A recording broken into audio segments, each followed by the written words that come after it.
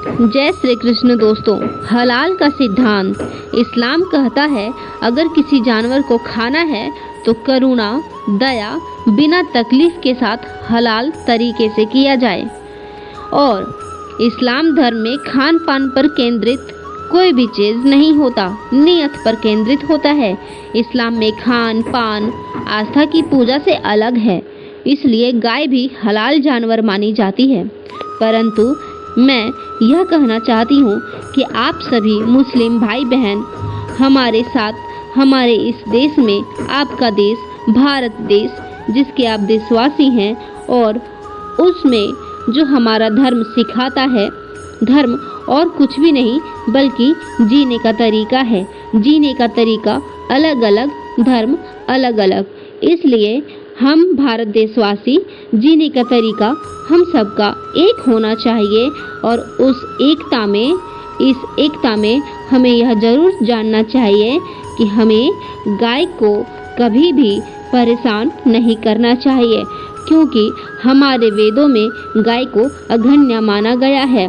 और वैसे भी आप चाहे इन्हें पूजें या ना पूजें, परंतु इन्हें आप वैसे जानवर के रूप में देख सकते हैं जिन पर आपको दया करनी है, क्योंकि आपका हलाल सिद्धांत भी दया करना ही सिखाता है। तो चलिए अब हम जानते हैं कि हम गाय की पूजा क्यों करते हैं। सांस्कृतिक और धार्मिक प्रकृति है। गाय को माँ की तरह देखा गया है, क्योंकि वह बिना किसी स्वार्थ के दूध, दही, घी, गोबर, गोमूत्र सब देती है, इसलिए गौ माता कहा जाता है। वेदों में अघन्या कहा गया है। वेदों में गाय को अघन्या कहा जाता है, जिसका मतलब होता है जिसे मारा ना जाए। और हमारे प्यारे भगवान श्री कृष्ण का प्रेम भी इन गौ माताओं में ही है। कृष्ण स्वयं गोपाल और गोविंद कहलाए, गाय की रक्षा किए, पालन सेवा किए, सब धर्म का हिस्सा बनाए।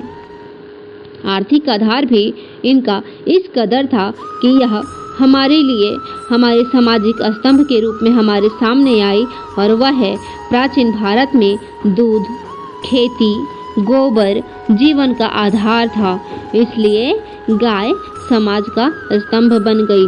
हिंदू धर्म में गाय पवित्र मातृ स्वरूप और धर्म का आधार है, इसलिए मेरा अनुरोध आप सब से है कि हमारी गौ माताओं को बचाएं और इनका शोषण ना करें।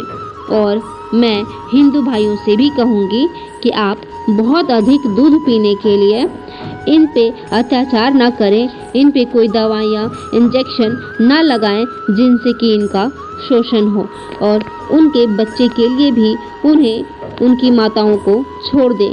जय श्री कृष्ण, जय श्री कृष्ण।